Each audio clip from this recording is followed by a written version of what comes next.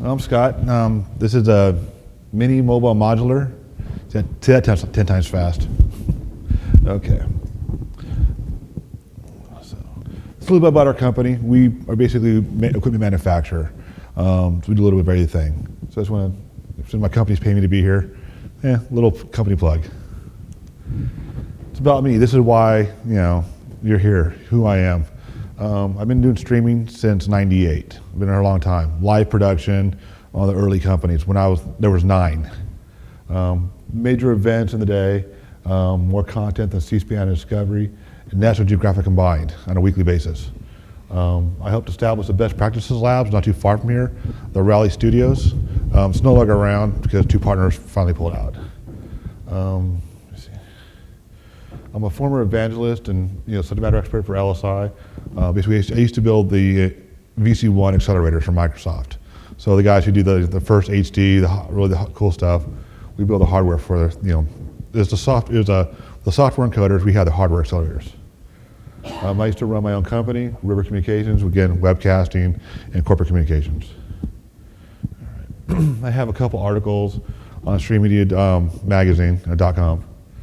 Some is on early version of production. Some are on software versus hardware. Okay. Questions for you guys. What do you guys do? Are any of you guys a single camera shooter? A running gun kind of guys? No? Yeah. That feeling. Okay, webcast engineer. This guy shows up to an event, hook in, and do the events. Okay. You? I do broadcast Sandbox. Perfect. Okay. So you're actually the complete service guy. So the guy is a complete production, the Flypack guys. All right. Are you guys sitting in CDNs? Okay. Or are you using your own servers? Are you using Ustream and Livestream and all those guys? Okay. Are you doing push, pull, or adaptive? Push adaptive. Okay. Right. Anybody else? We don't do streaming as well. Okay. We use strictly for staff. Okay. Very cool. All right. Question: hardware versus software. Do you matter to you which encoders you pick? No, we mix between the two. Very good. Same thing? Okay. I know you're using hardware more likely. I know your equipment guys do that XETV. So, waveform monitor vector scopes. I hope you guys are using these. Please say you do. Okay. Comes on the monitor. Yeah, true. Reason why I'll get into it later on is why you should be using them. It's an old trick from the webcasting days, and I hope afterwards you'll love it. How about yourself? Do you production? Yes. Okay. You use waveform monitor vector scopes? Yes. All right. Do you guys know what proc amps are? Okay, I know you do. Proc amps we'll get into also. It's a cool little trick. If you know what a camera control unit is, a CCU, if you don't have one, use a proc amp. You can cheat and use some tricks. High complexity or high saturation. Please say you do. Okay, well, it's another trick you should always check into because it'll give you extra pop in your video. Cellular, bonded. You guys going up? I know you're not. But actually, okay. Talking heads, sports. Talking heads? Okay. The reason I'm asking this, you'll see as we go through which one's right for you. Okay, let's talk the camera mount encoders. Obviously you know Teradek, they're here at the show.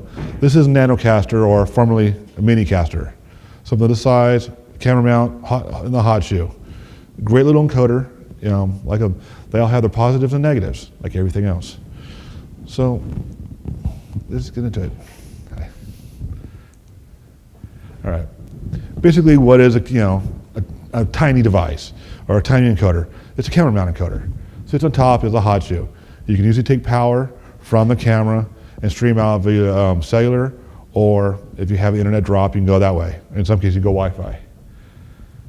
They all have batteries. I haven't seen one that doesn't have a battery yet. I know of one, but no one uses it. Designed for up to high profile ASOT 264. You will not find one that does dash. You will not find one that does MPEG-2. It's not the right fit for it. Well, I guess that's not true. I guess Newcom has one. for some of the microwave stuff. But that's a little bit bigger, and that's usually in the back. They can be very low latency, which for different applications is great, because it depends on the DSP inside. All of these are hardware encoders. You will not find one that is a pure software at all. They are designed for RTMP, TCP, and UDP. Again, you will not find one that does dash yet, or HLS. I have not seen one in the market. I know some are working on it, but it's the way the chips talk with the codec and the delivery. Okay.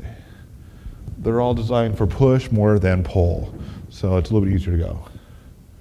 It makes sense. You're going to a CDN, so it's a good way to go. Oh, if you have questions, please just ask. I'm kind of interactive. I like to get you guys involved, and I'm not a professional person or speaker. And these slides are going to be on. Correct. Yeah, I have my business cards here. I can always email them to you also. Oh, cool. So yeah. Pros. What is cool about this thing? It's tiny as hell. It has some presettings for outputs and CDNs. Again, they're designed for cellular or bonded cellular operations. But is that really a positive or negative? We'll get into it in a second. They're great to work for DSLRs and up to our broadcast cameras. Hot shoe mount, and this is a camera guy with a running gun. You hook in your camera, put your cellular knock in there, and you can text instantly. Some of the cons of them, though. Limited number of profiles. You can only do so much in a DSP. So you have to figure, if you do one main profile and stream it out, it's a great way to go. Then you can always do cloud transcode it. Some of these need a remote server. Every time you make a change, it connects to the server, then it goes back, then it works perfectly. That's actually the cellular advantage is on some of these, is that you use the cellular to connect to the server to make update changes, but you're streaming out, cellular isn't really designed for web. Web going up, down's perfect.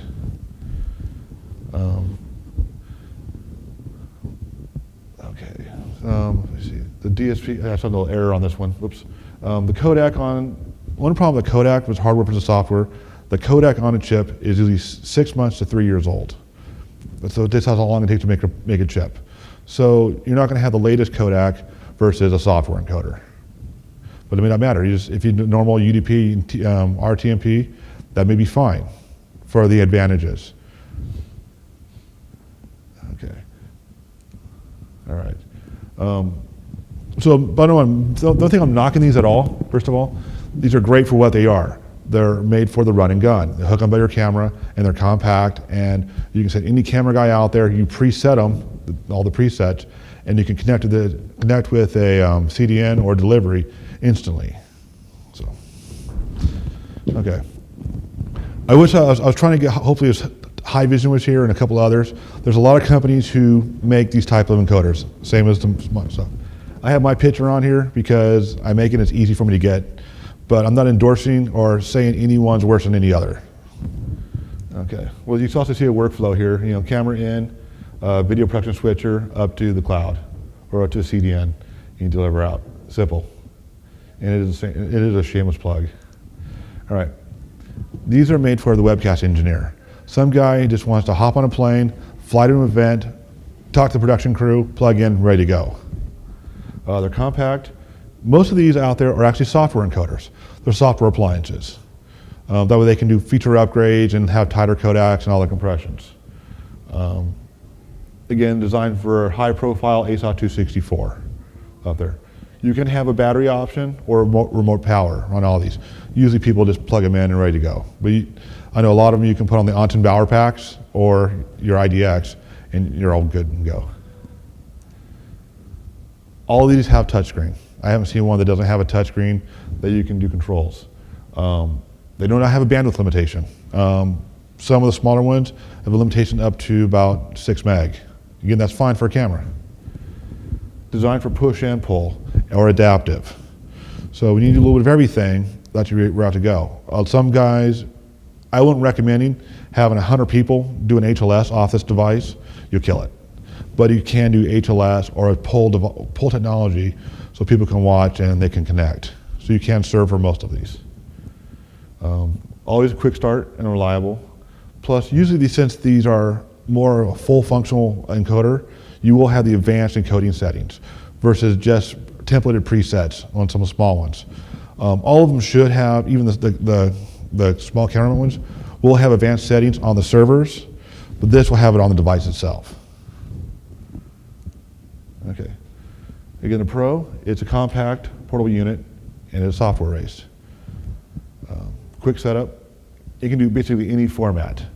Like I said, soon dash. You can set your presets. You can always have preset settings, or you can just change stuff on the fly. What's nice about these, both of these small ones, you can bring them on a plane with you. You know, you just hop on a plane, put it in the overhead, it's there with you. You don't have to worry about stuff missing. Okay, con, they're expensive. I've seen some of these high as $19,000 or more. Some of these are around $5,000. So it depends what you want on it. The form factor, some guys just don't like this look. They don't like the style. It's too big, too bulky. They want that. And so that's one of the cons of it. Not everyone's going to be happy with the appearance. How much is the, Nanocaster, or the small one? yellow? This one, or this one? This one is about $5,500, $6,000. But I have seen them as high as 19,000, some companies. I've seen other companies around like 4,500, 3K. It all depends on the input you want. So there's a different range for everybody. You know, and some may not just have the functionality that you want, because maybe you want more streams out of it and more other elements. Okay. I'm a production guy. I come from being a TD producer and director. I love Flypacks. You know, I design these too. But this, I'm also a certified broadcast engineer. I worked in TV stuff, done satellite uplink. I come from the old school guys. I like modular. So as you can see on here, I actually have an encoder, player, switcher, and the monitor's okay, it's Blackmagic. But this is kind of a mock-up. So you can have many monitors you want. These can be from 3RU to 20RU, they can go long. It all depends on how you want to lay it out. But this size here, you can easily bring on a plane. Just bring it in, check it as luggage, and you fly with all your equipment. Don't have to worry about shipping it. Okay. But you know, multiple cameras in, bring right in. You can have a playout server, which you can have your full production suite and a compact unit. Okay. Yeah. Some of our staff's animals and San Diego. But like in the bottom one, your encoder, you have a playout server, and that's a good little switcher right here. It's not cheap, but TV1 works for broadcasters. They understand what a seamless switcher is. They make sure that their base is set and everything else is a payload on top of it. So when they switch, you're not having dropout. There are switchers out there that every time you switch, you have a spike up and down, and you can get glitches. They're mostly more the matrix switchers, but there are some others out there that they're so-called production switchers, but they're not designed for production. And I don't want to say who it is, but yeah, there are some out there. All right. Nice about a Flypack, it's a custom-built solution for you, to whatever your needs are. So you start off with a case, boom, or you figure out what components you want to have. These can be any size, small as luggage to the size of a car. Any budget. We're showing one at the booth for 9K, actually a little less than that. But I have great ones at 45K. I have seen awesome ones that are longer than this table, over 100K. But they have all the features you want. I've seen some that rival master controllers and TV stations. They're that impressive, and they're mobile. Again, if they're done right, they're modular based. So you can always future-proof. So one piece of equipment goes out of date, you pull it, put a new one in to replace it. All of a sudden, you're up to date, and here you go. Well, I would say it's always custom built to meet your requirements. You don't have to buy a cookie cutter device. Okay, the basics: video monitors, mixers, switchers, and audio mixers. I come from because we always had to do a guerrilla crew. Small man crews, flying out there, So I have to keep it for one person can do everything. You can always add a video encoder, a playout server, slow motion, waveform monitor vector scope, and if you need CG, you can do that. I actually would believe, personally, waveform monitor vector scopes for me are always my basics. I need to have those, and I'll explain why more. Then you can always have a distribution server.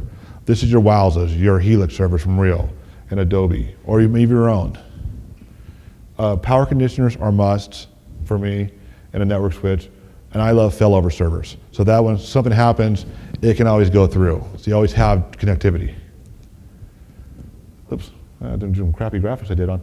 Okay, so some various components of a Flypack. You can see different sizes. I can go that one there, different RUs. You can see this one here is a good size one. There's different levels. You can double stack. You actually, because some versions, you have tables on the side, so you can switch on it. Audio monitors, mixers, switchers, playout servers, and a failover. These are some components in there. Also, a multiple variety of cameras. Okay. The pros can be any size you want. So you can do ISOs, you can do camera feeds, pool feeds. So you can actually do the main feed, and you can give your feeds to others. You can be the pool feed, the way this is set up. Of course, designed for multi-camera production. You pick any encoder you want. You don't have to pick one brand. You may like some different, every component is custom spec to you. So something you may be used to working with. Maybe you like Mackie mixers. Well, here you go. You have a Mackie mixer now in your Flypack. You can be, like this brand encoder that can be in there. Okay. Cons, they're not small. They're not huge, but they're not small. This is not going to fit on top of your camera. The cost is a lot. The cost is a lot more expensive than these two devices. It's usually more complex than the basics because you have a lot more to deal with. So you get to know your equipment well. And it does require more crew if you want to fully staff it. Yes, you could do remote cameras, but if you really want to do it right, for the production company, you need more people. Then these events, you just show up and you're ready to go. So there's always a trade and effect. Okay. Now I said I was at my way for, because here's where I get into why you want to use some of this gear. And actually I would use some of this gear with this unit and with that unit too. Waveform monitors, vector scopes. I love these things for productions. What these tell you where your whites and blacks are. They tell you your color spectrum. So if you don't white balance right, your whites are off. You don't black balance, which hardly anybody does anymore, your blacks are going to be off. They're gray. If they're off, everything's out of whack. Well, how do you know unless you see them? Good thing about it is you can get monitors now with built-in waveform monitors and vector scopes. Blackmagic has them.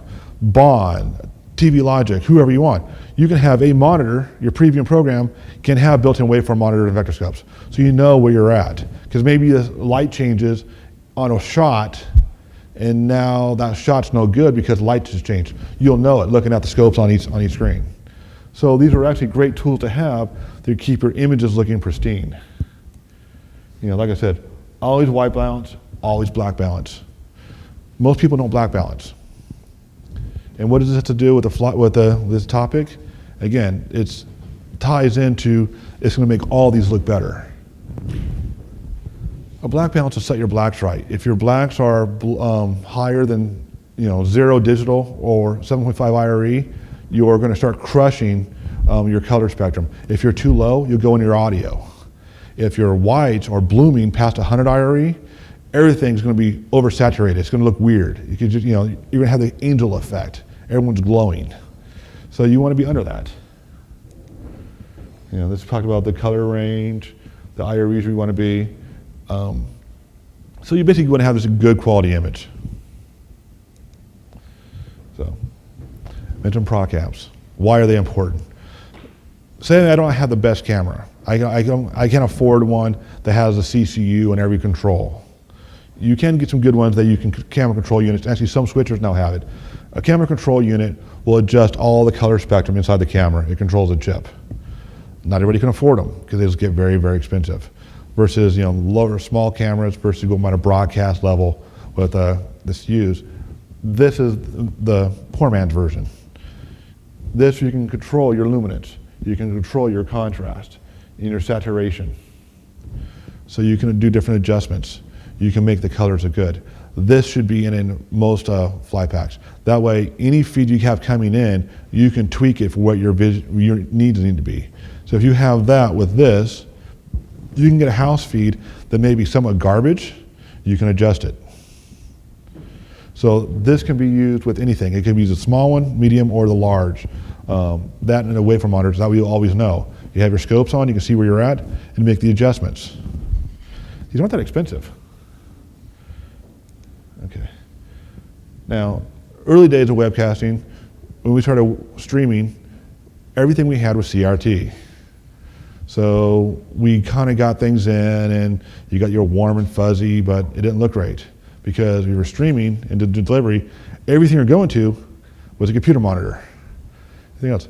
They were LCD or something else. Some CRT. If you add more contrast, you'll get more colors out of it. It gets a little extra pop because it's more rich. And my whole thing is make sure it's rich. So I would have, this is a point why you want the waveform monitor vector scope again, is because it gets the colors. Okay, more and more. Then it gets how do you want to deliver. So the biggest thing is, I don't need to go through all these, but why are you going to CDN if you can do it yourself? Again, in some cases in a Flypack, you can actually put in a distribution server. If you have the bandwidth, you can deliver yourself. So you can always deliver to a CDN, you can deliver to yourself. It's on the overall workflow. And the kind of idea is, what is the best fit to go? These you definitely want to send to a CDN.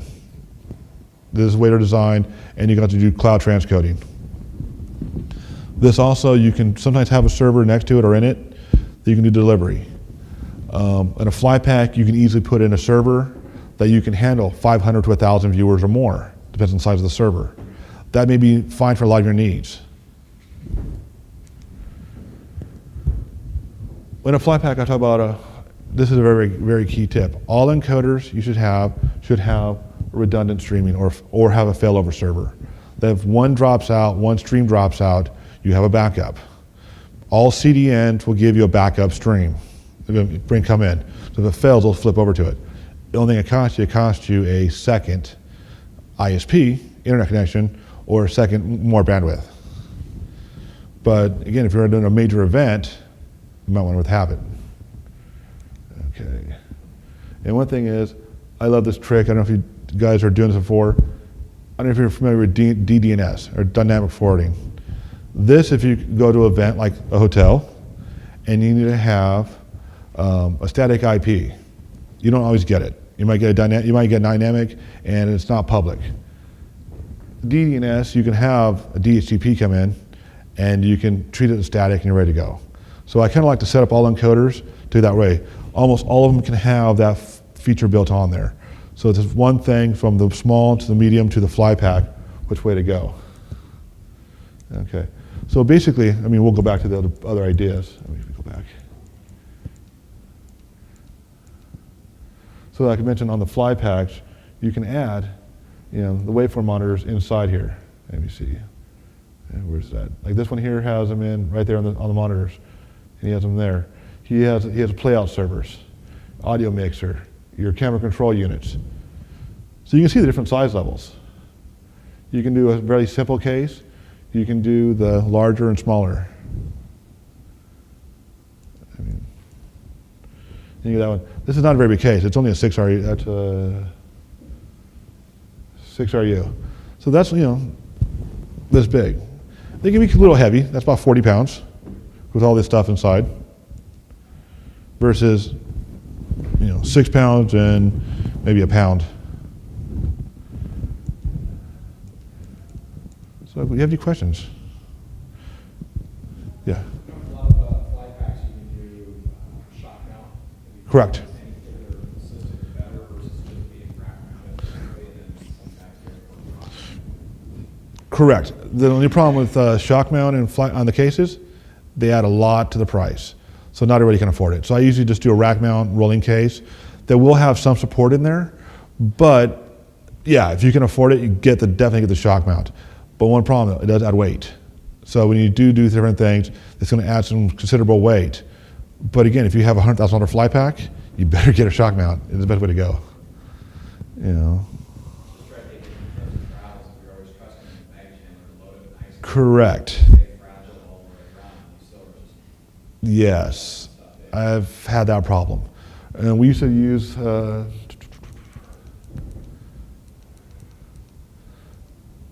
I used to use this one here. This kit, it's a great case, it's by Pelican. It's just a heartache. These are really great. These are all shock mounted inside. So we were flying one time to an event and we're on the plane and we see the baggage handler come up there and we see that something happened and you see they're moving stuff around and they're rolling our equipment down the ramp. It's only about $300,000 worth of equipment right there. Yeah, we wanted to kill the guy.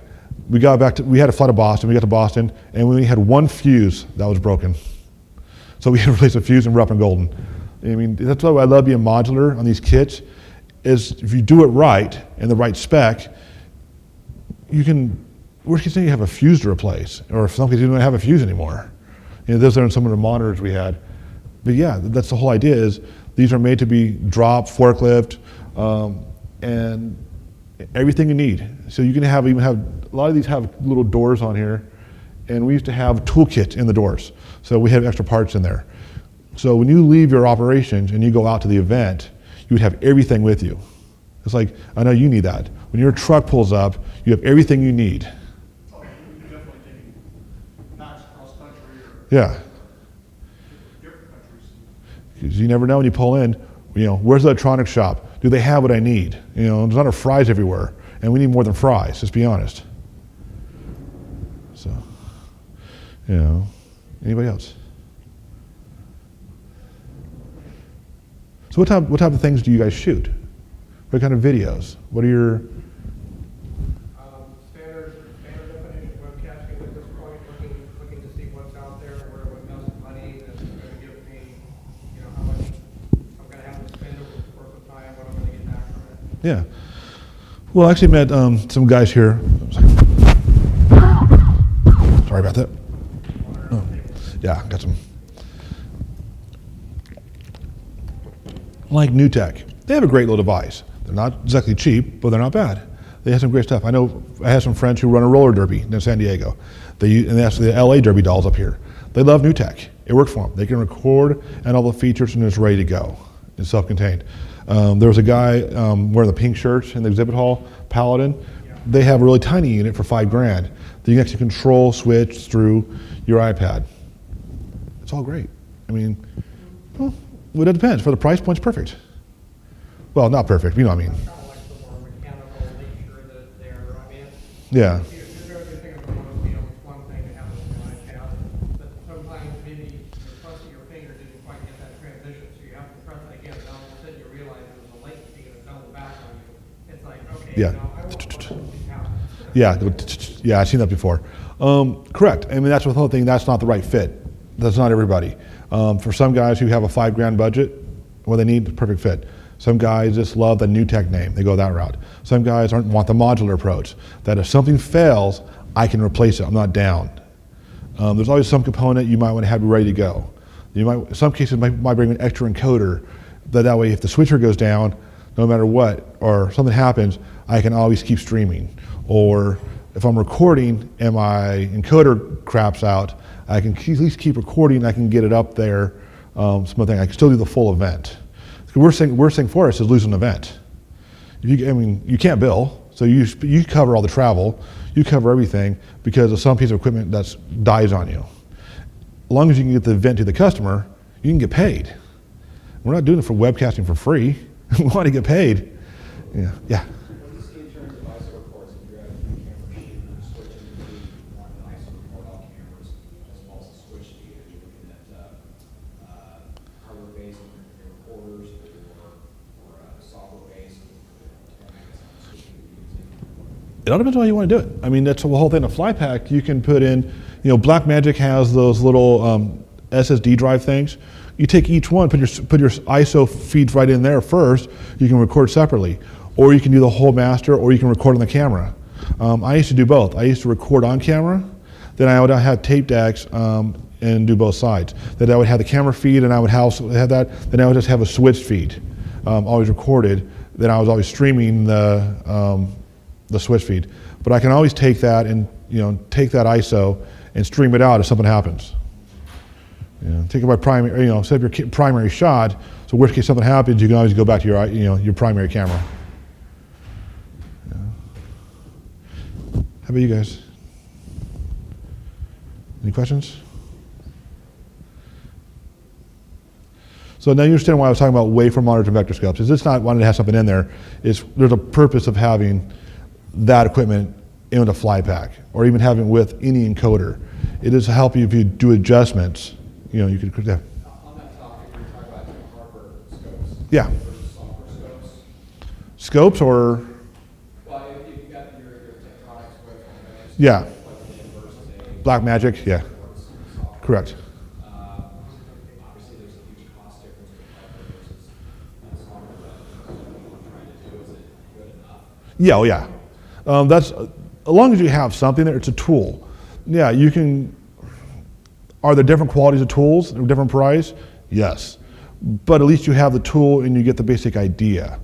The whole thing. You can always upgrade to different things. But just having the tool there and be able to use it somewhat, it's better than not having it at all. Even if it's not the best tool, because this is enough to know, hey, my colors are off a little bit, what's going on, you can make your adjustments. And again, that can feed this a much cleaner image. You can actually tweak different things, get that extra pop you need. Otherwise, if you don't set it right, your image is going to be flat. And you're streaming flat video, it's the idea, it's okay, we're streaming for the web. Don't stream for the web. Stream for cinema. Stream for everything. That you can use a web as your delivery. It's a future broadcast. So why not take the broadcast approach? We do the best we can. We do the best thing out there, and this is our delivery mechanism. I don't have a tower out there. I have the internet. So I have the potential of a lot more viewers. But there's a lot of people out there, oh, it's okay. It doesn't have to look great, only for the web. Why? Why not shoot better than those guys that have a limited viewership when you have unlimited? I mean, who in the world, there's some people in the world who don't have internet. But can they see an online video sometime? Yes. Well, if you don't live in the area of the local TV station, if you don't live in LA, you live in San Diego, I'm not seeing what's going on in LA TV ever, unless I'm here. But if I'm watching the web, even if it's live, it's going to be archived someplace. I'll see it sooner or later. There's always a chance for greater viewership. So the whole idea is make it the best as possible. Now, if I were to use this with a camera and use the camera to feed my Flypack, it's a great way to go. I can go wireless to my Flypack and I can do great streaming. Or I can go to my truck. So I can go different routes. So I can put a small encoder on a camera, send it to my truck, I can do the tweaks, then send it out for a global distribution. Yeah, instead of microwave, you could go cellular, or if you have a Cat5 or go wireless, there's different ways to go. So I don't need to park in the expensive area. I can find the little bit farther away and get it to my truck. I can get emergency drop of internet pretty quick. Or if I want to go real long Wi-Fi, I can go WiMAX. You can get portable WiMAX converters and go that route. So it's always what you need. So, any other question? Okay. So what are your guys' thoughts? What do you guys recommend? What do you guys like? What seems more fitting to each of you? I'm looking for portability. As I just got my high-def camera, so I'm just kind of starting out with what gets involved with that. Mm-hmm. So I do mostly on site. Okay. Streaming over through 3G or 4G. But with that, I bump into more people, and I think, well, can you come here and do this in our office or something? So now I'm finding that there's some additional equipment that I'll need. I'm expanding. Yeah. So you have HD. What type? You say 4K or just HD? I've got a Sony prosumer. Okay. With HDR CF760. So just before it gets into the Pro line. So it's a smaller footprint. Yeah. It's got all the nice bells and whistles to it. So Okay, so in that case, you do that type of camera. Any encoder you find out there right now will be able to do that. Just don't go analog. If you go HDMI or HD SDI, you'll be fine. Only thing, even if you go RGB, you can get 1080p out of it.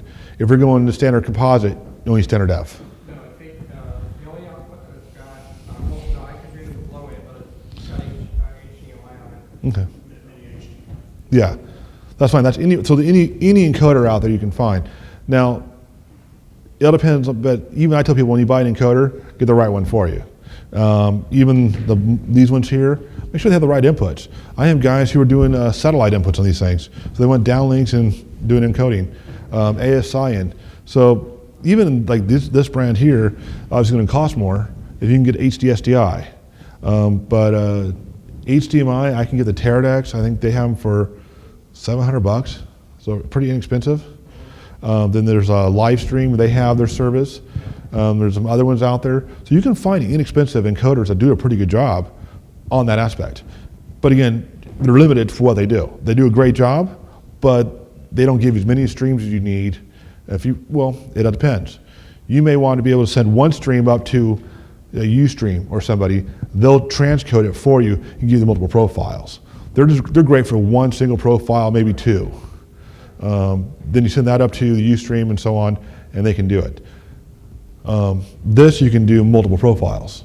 All these multiple, because it's what they're designed for. Depends upon the industry and who you're going to serve. Correct. You're going to want a wider platform to work with to require more customers. Yeah. And everything. So, it's kind of a growing stage. Some of the Correct.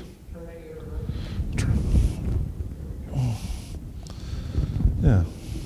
I mean, I can put any, like all these, you can put any board in. This is a Blackmagic board. You can put in the HA, you can put whoever you want, put in, whatever your needs are. What's the battery power on it? This one actually is hooked up for 4-pin XLR, so I can buy a battery belt pack.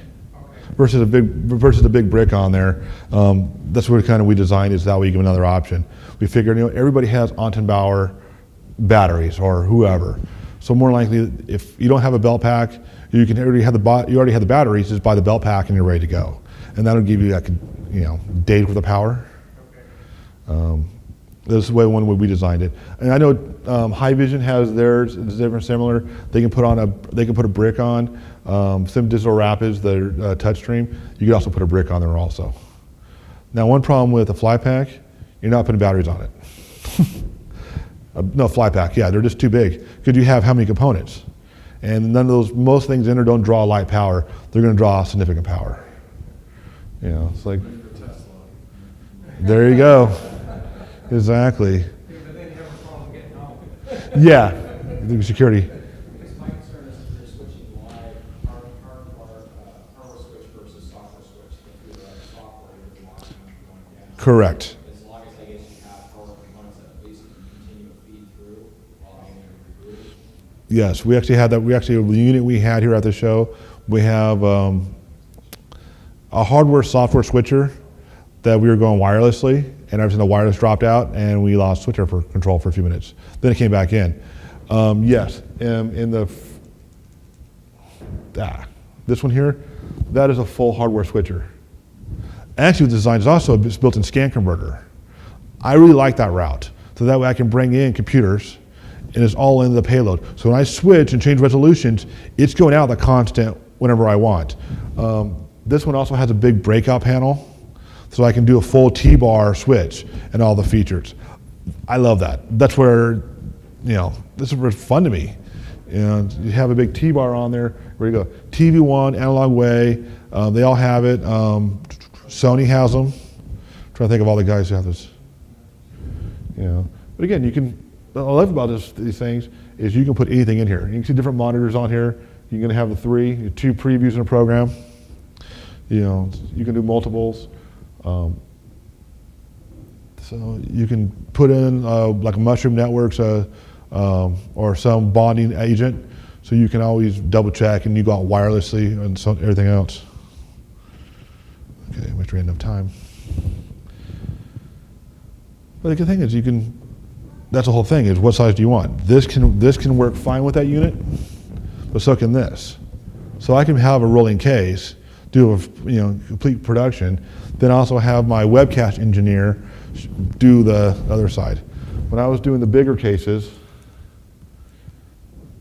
I would have my TD and my audio guy. My audio guy is also my webcast engineer. I'll try to separate. Well, the whole plan of this one here, one guy can do everything. Not sports. You have to do a lot of good stuff going on. You want your TDs to focus on the camera. If you're doing talking heads, one guy can do most things. Even if the encoders go down, you have your backups, he can usually troubleshoot and still switch. Sometimes you just have to do it. It all depends on the size of the crew. Like I said, I used to do guerrilla crews, so I'd have a 5-person crew go out in the field. 4 cameras and the webcast and the tech. Some guys are even more. It all depends. You can do intercom systems, you can go wireless intercoms. The thing is, if you're going to do any of these, you want to make sure they're right. You do everything right. Because why would you spend all this money, like buy this unit here, all of a sudden your colors aren't right? You have a $100,000 Flypack and no waveform monitor, you know what your colors are. Or you're not getting enough contrast out. You're not controlling your cameras correctly. So it all depends on what you want to put in there. You just don't buy a lot of equipment and not use it. So you got to find what equipment to use. So you can mix and match. Like I said, you can use this, have this feed on the camera feeds, see the cable runs, feeding the Flypack. So yeah, but I agree with you. I like hardware encoders or hardware switchers versus software. The chances of a hardware switcher to die on me is a lot less than a hiccup in an OS and causes the encoder, the other switcher to crap out. Yeah.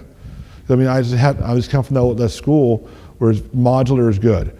Now, there are guys who do have the Flypack in one box. That's great, and that's what you want to do. Everything's there. You can have the different feeds. You can switch and encode.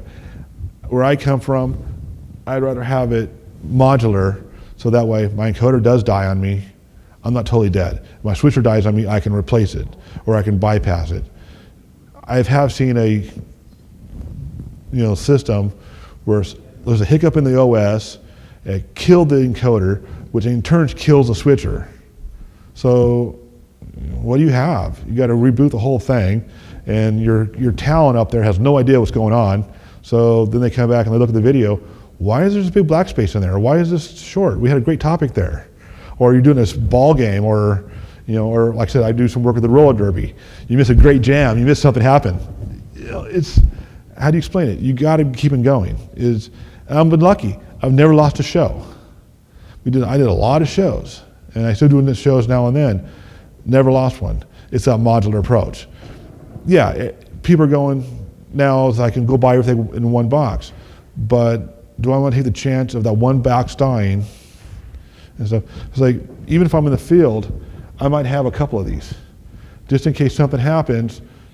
But also, what if the cellular I have on here, I don't know if anybody has AT&T here?